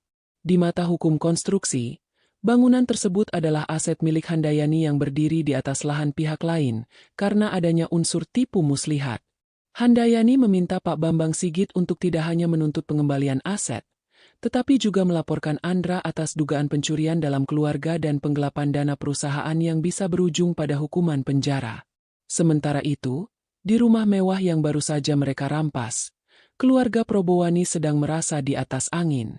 Mereka tidak menyadari bahwa Handayani sudah memblokir seluruh akses keuangan yang selama ini menghidupi mereka. Saat Ibu Probowani mencoba membayar belanjaan mewahnya di sebuah butik menggunakan kartu kredit tambahan yang diberikan Handayani, kartu tersebut ditolak mentah-mentah oleh sistem. Begitu pula dengan Andra yang panik saat melihat saldo di aplikasi perbankannya berubah menjadi nol karena semua aliran dana dari rekening gaji Handayani telah dipindahkan ke rekening rahasia yang tidak bisa ia akses lagi. Kegelisahan mulai merambat di hati mereka. Namun kesombongan masih menutup logika mereka untuk meminta maaf. Andra mencoba menghubungi Handayani berulang kali dengan nada marah, mengancam akan melaporkan Handayani ke polisi karena dianggap telah menelantarkan suami. Namun, setiap panggilan itu langsung dialihkan ke kantor hukum Pak Bambang Sigit. Andra yang tidak punya uang sepeser pun mulai merasa tercekik. Ia tidak tahu bagaimana cara membayar tagihan listrik rumah besar itu yang sangat mahal, apalagi membayar gaji para asisten rumah tangga yang baru saja dipekerjakan ibunya untuk bergaya sebagai majikan kaya. Tanpa subsidi dari Handayani, keluarga Probowani hanyalah sekumpulan orang yang memegang sertifikat tanah tanpa punya uang untuk membeli makan sehari-hari. Dita dan Randy mulai mengeluh karena gaya hidup mereka terhenti secara mendadak. Mobil baru yang dibelikan Andra menggunakan uang Handayani ternyata masih dalam status cicilan atas nama perusahaan Handayani, dan pihak pembiayaan sudah mulai menelepon karena cicilan bulan ini macet. Ketegangan mulai muncul di dalam rumah mewah itu. Mereka yang tadinya bersatu untuk mengusir Handayani, kini mulai saling menyalahkan. Ibu Probowani memarahi Andra karena dianggap tidak becus mengamankan harta istrinya sebelum mengusirnya.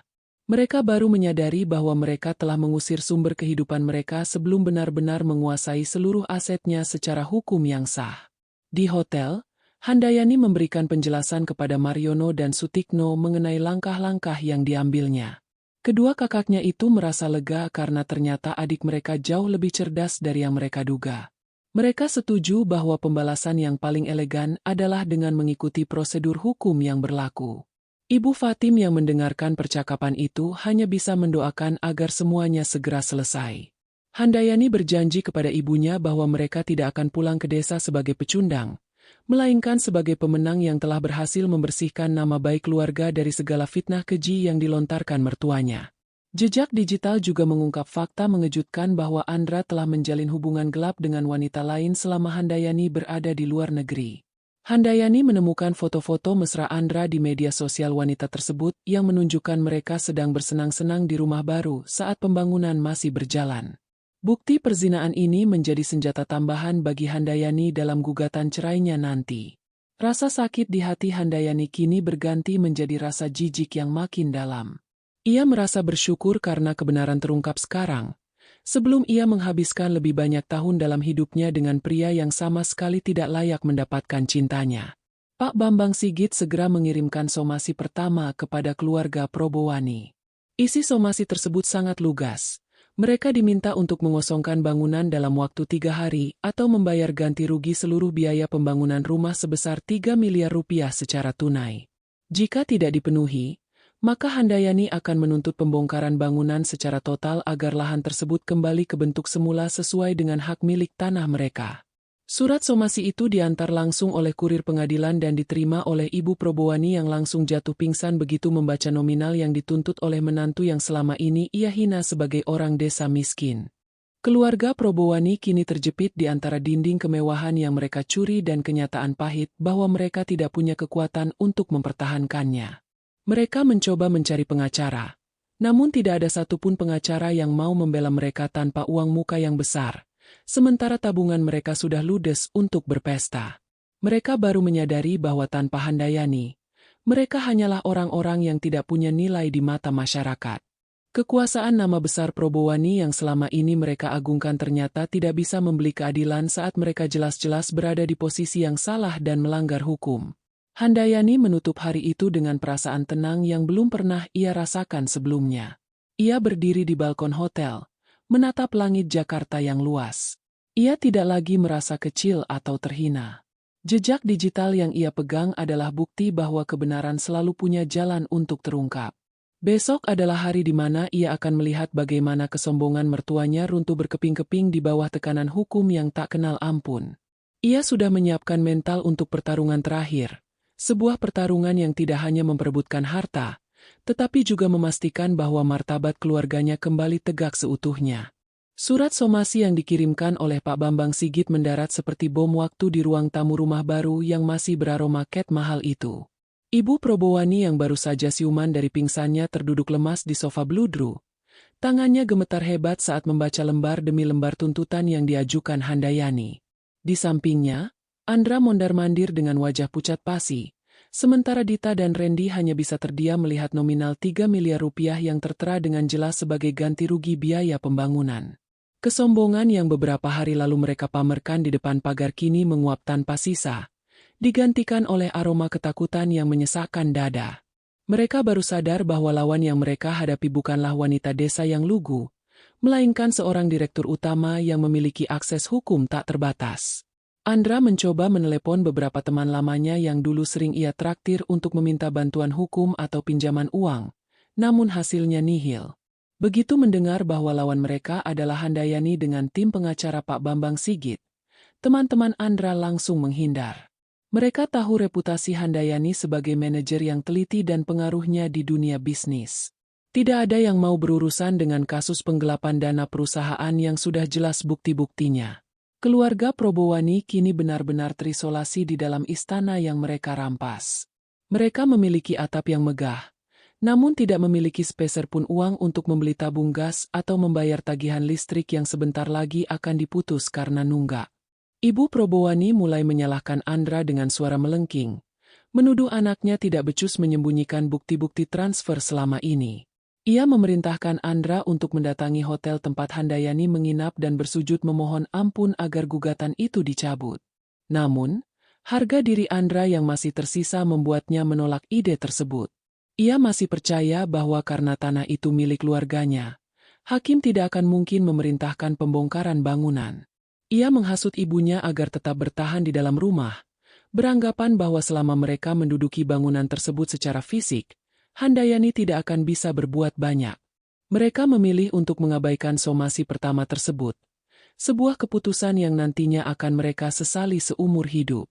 Kepanikan semakin memuncak ketika di hari kedua, petugas PLN datang untuk memutus aliran listrik karena adanya laporan tunggakan dan permintaan pemutusan dari pihak penyedia dana, yaitu perusahaan Handayani. Rumah mewah itu seketika menjadi gelap gulita saat malam tiba. Dita mulai menangis karena tidak bisa mengisi daya ponselnya dan merasa kepanasan tanpa pendingin ruangan. Randy yang biasanya sombong kini ketakutan karena rumah itu terasa mencekam tanpa lampu. Di tengah kegelapan, mereka hanya bisa saling menyalahkan dengan kata-kata yang semakin kasar.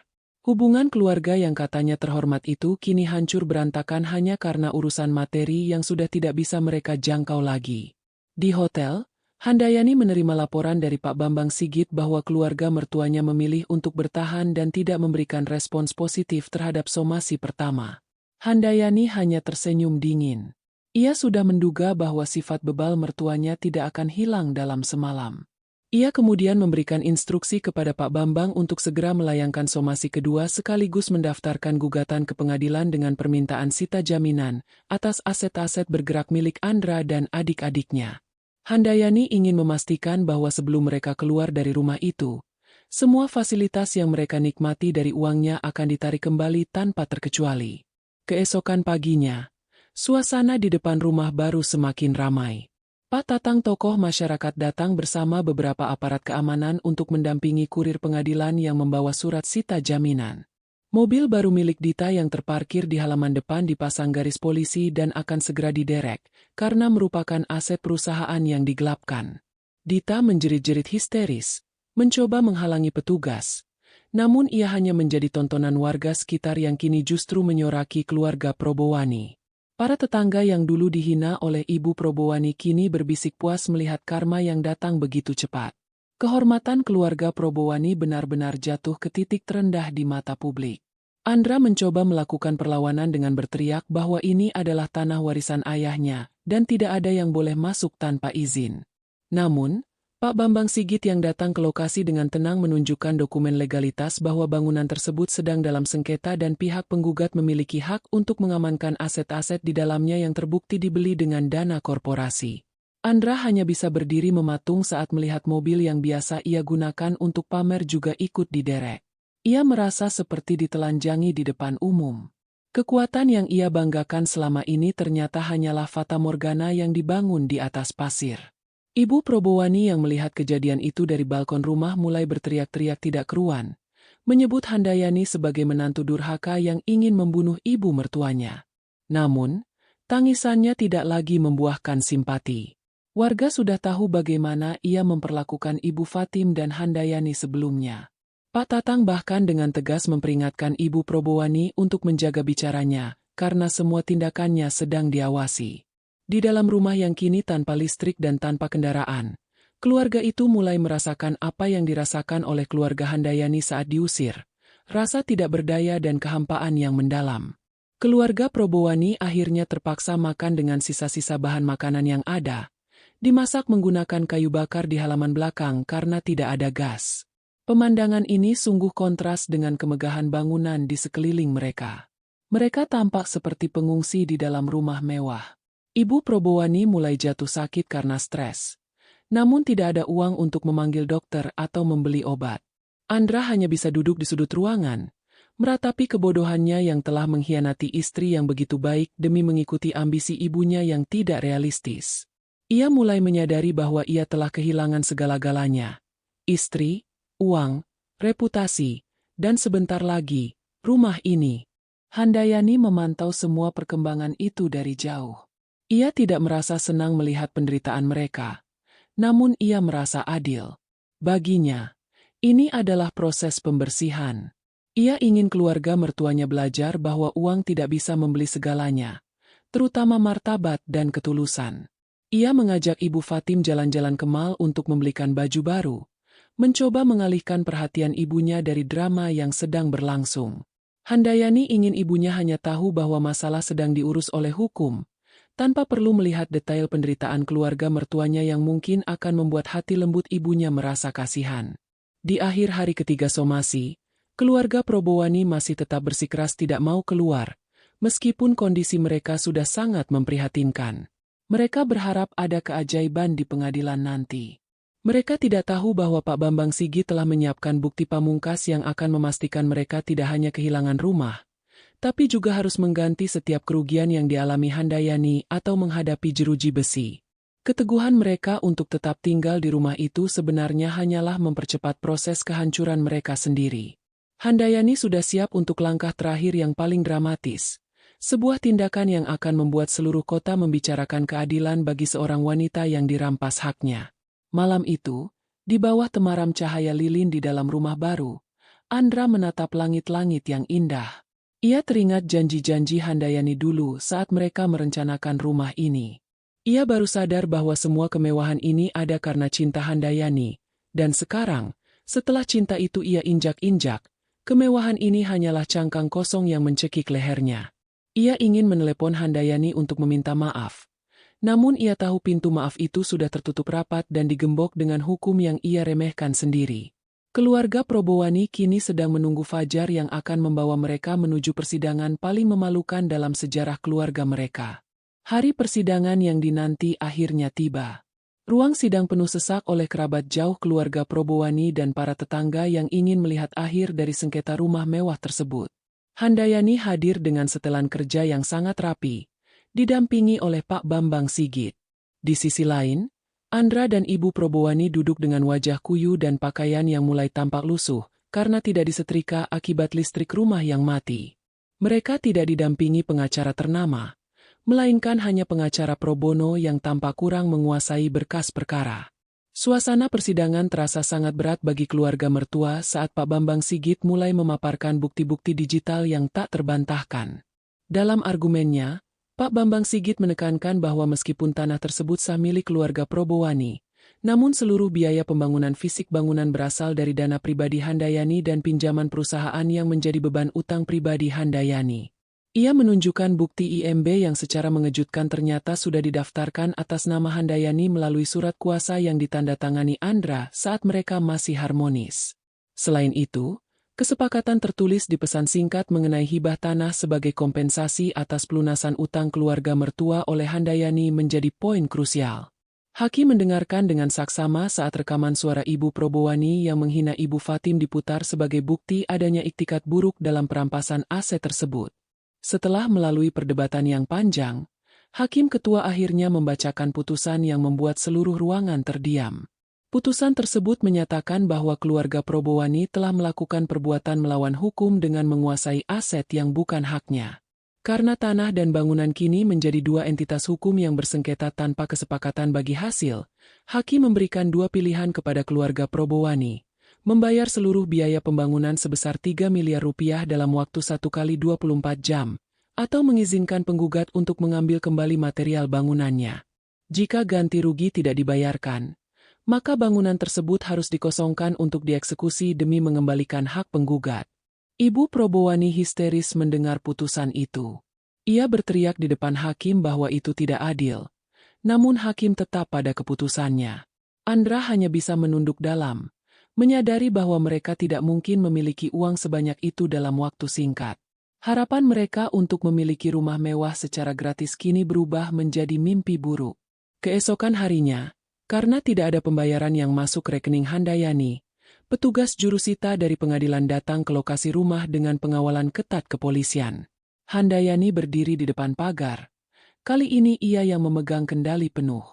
Ia tidak datang untuk masuk rumah itu, melainkan datang dengan 2 buah alat berat ekskavator yang sudah terparkir di jalan raya. Keluarga Probowani yang masih bertahan di dalam rumah dipaksa keluar oleh petugas. Mereka hanya diizinkan membawa pakaian dan barang pribadi yang benar-benar milik mereka.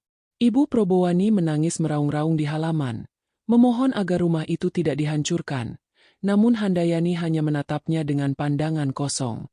Tidak ada lagi rasa kasihan yang tersisa di hati Handayani setelah melihat ibunya dihina dan makanan desanya dibuang ke jalanan. Handayani memberikan instruksi kepada operator alat berat untuk mulai merobohkan bagian depan rumah. Ia lebih memilih melihat jerih payahnya hancur menjadi puing daripada dinikmati oleh orang-orang yang tidak tahu berterima kasih. Suara dentuman beton yang runtuh mulai terdengar, memecah keheningan lingkungan tersebut. Satu demi satu bagian dari rumah mewah yang dibangun selama berbulan-bulan itu hancur berantakan. Lantai granit yang dulu dibanggakan Ibu Probowani kini retak tertimpa runtuhan atap. Dita dan Randy hanya bisa menangis sesenggukan di pinggir jalan, melihat masa depan mewah mereka rata dengan tanah dalam hitungan jam. Para tetangga menonton dengan perasaan campur aduk. Ada yang ngeri melihat kehancuran itu, namun banyak yang merasa bahwa ini adalah keadilan yang setimpal bagi keserakahan keluarga Probowani. Handayani tetap berdiri tegak, menyaksikan setiap senti bangunan itu hancur sebagai simbol pembersihan masa lalunya yang kelam. Andra mencoba mendekati Handayani di tengah kebisingan alat berat, mencoba memegang tangan istrinya untuk terakhir kali sambil memohon ampun. Namun, Handayani menepisnya dengan kasar. Ia mengatakan kepada Andra bahwa rumah ini hancur persis seperti cara Andra menghancurkan kepercayaan dan harga dirinya. Handayani menegaskan bahwa mulai detik ini, mereka tidak lagi memiliki hubungan apapun. Ia sudah menyiapkan berkas perceraian yang harus ditandatangani Andra saat itu juga di depan saksi hukum. Dengan tangan gemetar dan disaksikan oleh kerumunan orang, Andra terpaksa menandatangani surat cerai tersebut di atas kap mobil polisi yang sedang berjaga. Proses penghancuran bangunan berlangsung hingga sore hari. Yang tersisa hanyalah lahan kosong yang penuh dengan puing-puing bangunan, besi tua yang bengkok, dan debu yang beterbangan. Tanah itu kini kembali menjadi tanah kosong seperti semula, namun tanpa nilai kemewahan sedikit pun. Keluarga Probowani kini harus kembali ke rumah lama mereka yang reot, yang kondisinya sudah sangat memprihatinkan karena tidak terurus. Tanpa kendaraan, tanpa uang, dan tanpa harga diri, mereka tampak seperti gelandangan di atas tanah warisan mereka sendiri. Kesombongan yang selama ini mereka pupuk kini telah mengubur mereka dalam kemiskinan yang lebih parah dari sebelumnya. Pak Tatang, tokoh masyarakat, mendekati Handayani setelah eksekusi selesai. Ia menyampaikan rasa prihatin namun juga kekaguman atas keberanian Handayani menegakkan kebenaran. Handayani berterima kasih dan menitipkan sejumlah uang kepada Pak Tatang untuk membantu membersihkan sisa puing agar tidak mengganggu warga sekitar. Handayani menunjukkan bahwa meskipun ia telah dikhianati, ia tetap bertanggung jawab terhadap lingkungan sosialnya. Sikap ini berbanding terbalik dengan keluarga Probowani yang selama ini hanya menjadi benalu bagi warga sekitar dengan kesombongan mereka yang tak berujung. Sambil menata puing-puing yang masih mengepulkan debu, Handayani merasa sebuah beban berat terangkat dari pundaknya. Ia tidak merasa rugi kehilangan 3 miliar rupiah, karena baginya, uang itu adalah harga yang pantas untuk membeli kebebasannya dan membuktikan martabat keluarganya. Ia melihat Ibu Fatim, Mariono, dan Sutikno menunggu di dalam mobil dengan wajah yang tenang. Mereka tidak bersorak kegirangan atas kehancuran orang lain, melainkan menunjukkan rasa syukur karena cobaan ini telah berakhir. Handayani masuk ke dalam mobil dan memerintahkan sopir untuk berangkat, meninggalkan debu kehancuran keluarga Probowani di belakang mereka. Eksekusi ini menjadi pelajaran berharga bagi siapapun di lingkungan tersebut, agar tidak pernah meremehkan ketulusan seseorang. Keluarga Probowani yang kini terduduk di teras rumah lama mereka yang berdebu hanya bisa meratapi nasib. Mereka masih memiliki tanah, namun mereka tidak akan pernah bisa membangun apapun di atasnya lagi karena reputasi mereka sudah hancur total. Mereka harus menghadapi sisa hidup dengan bayang-bayang kegagalan dan cibiran dari orang-orang yang dulu mereka rendahkan. Keadilan telah ditegakkan dengan cara yang paling menyakitkan bagi mereka yang menyembah harta di atas kemanusiaan. Handayani memejamkan mata di dalam mobil, merasakan ketenangan yang sejati. Ia tahu bahwa mulai besok, ia akan memulai lembaran baru tanpa bayang-bayang keluarga mertua yang parasit. Ia adalah direktur utama yang sukses, wanita yang mandiri, dan anak yang berbakti. Masa depannya masih sangat cerah, sementara masa lalu yang pahit telah ia ratakan dengan tanah. Perjalanan pulang kali ini terasa sangat berbeda, bukan lagi pulang dengan rasa sakit, melainkan pulang dengan kemenangan yang mutlak. Ia siap untuk membangun kembali segalanya. Namun kali ini di atas fondasi kejujuran dan kasih sayang yang sesungguhnya bersama keluarga kandungnya. Matahari sore yang kemerahan menyinari lahan kosong yang kini hanya menyisakan puing-puing beton dan besi tua. Di sebelah lahan itu, Ibu Probowani, Andra, Dita, dan Randy hanya bisa duduk bersimpuh di teras rumah lama mereka yang pengap dan berdebu. Mereka tidak lagi memiliki kata-kata untuk saling menyalahkan. Yang tersisa hanyalah rasa malu yang mendalam saat melihat para tetangga lewat sambil menunjuk-nunjuk ke arah mereka dengan tatapan menghina. Hidup mereka kini kembali ke titik nol, bahkan lebih rendah, karena mereka harus menanggung beban sosial sebagai keluarga yang mencoba merampas hak orang lain namun berakhir dengan kehancuran total. Andra menatap tangannya yang tadi menandatangani surat cerai, menyadari bahwa ia baru saja membuang satu-satunya wanita yang benar-benar tulus mencintainya. Di dalam mobil yang melaju tenang meninggalkan area perumahan tersebut, Handayani duduk di antara Ibu Fatim dan kedua kakaknya. Suasana di dalam kendaraan itu sungguh berbeda. Tidak ada amarah atau dendam yang meluap-luap. Handayani menggenggam tangan ibunya dengan lembut. Ibu Fatim tersenyum tipis, Sebuah senyuman yang menandakan bahwa beban di hati orang tua itu telah luruh. Mariono dan Sutikno sesekali berbincang mengenai rencana mereka untuk memperbaiki kebun di desa. Seolah-olah kejadian besar yang baru saja terjadi hanyalah sebuah gangguan kecil yang sudah berhasil dilewati. Mereka adalah orang-orang yang tahu cara mensyukuri ketenangan, sesuatu yang tidak pernah dipahami oleh keluarga Probowani.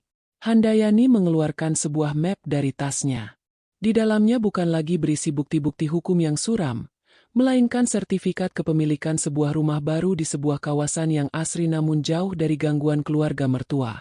Rumah itu sudah ia beli secara tunai dari hasil tabungan pribadinya yang lain dan sudah atas nama Ibu Fatim. Handayani mengatakan kepada ibunya bahwa sebelum mereka benar-benar menghabiskan waktu di desa, ia ingin ibunya beristirahat di rumah itu sebagai hadiah atas segala kesabaran dan air mata yang tumpah selama ini. Ibu Fatim sempat menolak karena merasa tidak butuh kemewahan. Namun Handayani meyakinkan bahwa rumah ini adalah simbol kemenangan martabat mereka sebagai orang desa yang jujur. Sesampainya di rumah baru yang ia maksud, Ibu Fatim dan kedua kakak Handayani terpana. Rumah itu tidak semegah istana yang diruntuhkan tadi, namun sangat hangat, bersih, dan penuh dengan tanaman hijau kesukaan Ibu Fatim. Tidak ada pagar tinggi yang memisahkan mereka dari tetangga, melainkan taman terbuka yang ramah.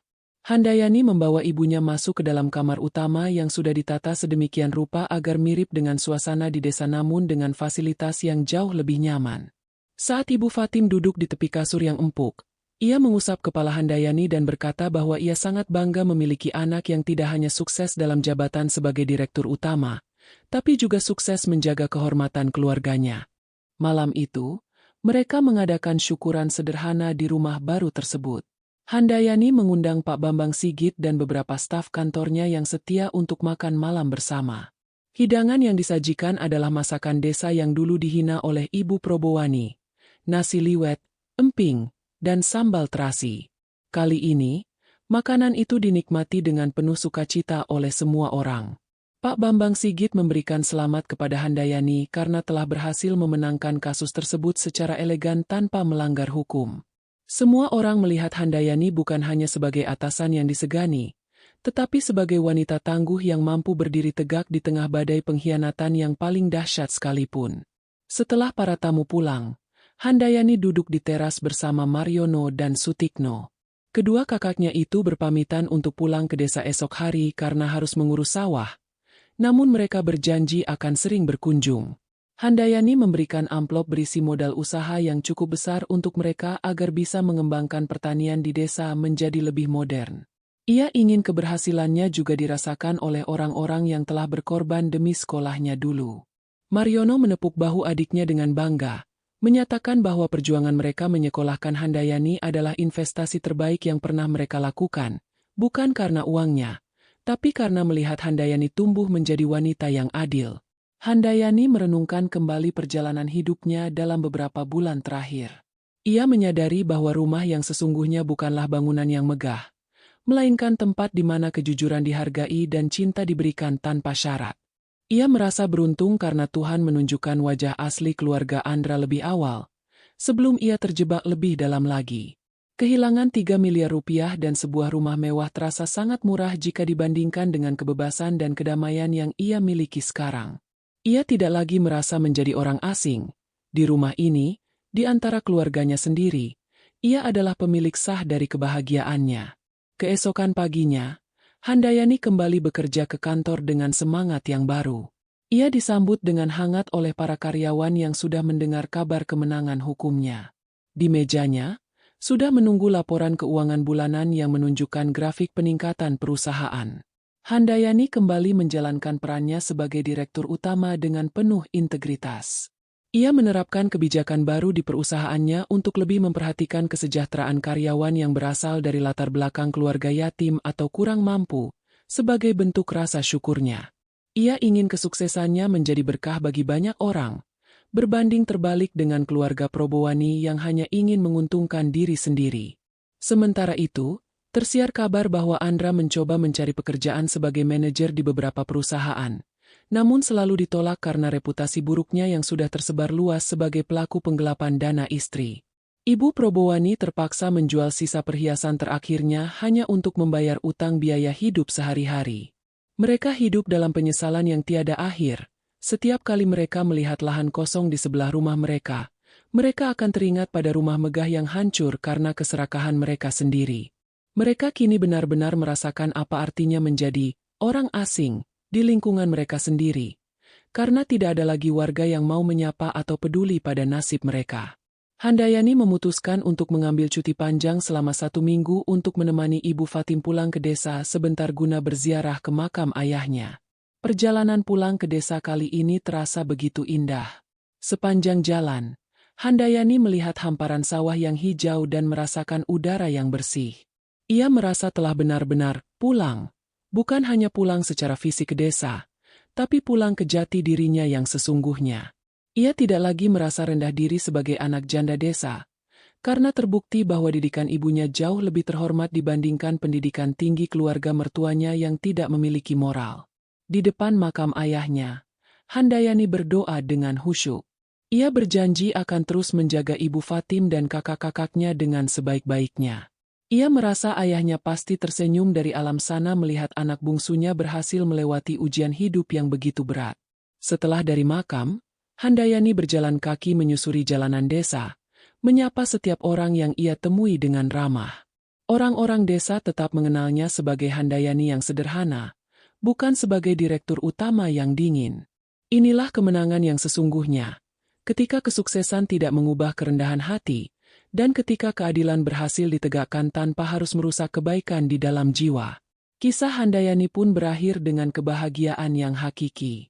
Ia telah meruntuhkan menara emas yang dibangun dari keserakahan, dan menggantinya dengan fondasi kehidupan yang lebih bermakna. Rumah lamanya di desa, rumah baru yang ia beli untuk ibunya, dan masa depannya di kantor kini menjadi pilar-pilar kekuatannya. Handayani menatap langit biru yang cerah di atas desanya, menarik napas dalam-dalam, dan melangkah maju dengan penuh keyakinan. Ia tahu bahwa mulai saat ini, tidak akan ada lagi orang yang bisa merampas rumahnya, karena rumah yang sesungguhnya telah ia bangun kokoh di dalam hatinya sendiri, sebuah rumah yang dibangun dari keberanian, kebenaran, dan cinta sejati kepada keluarganya.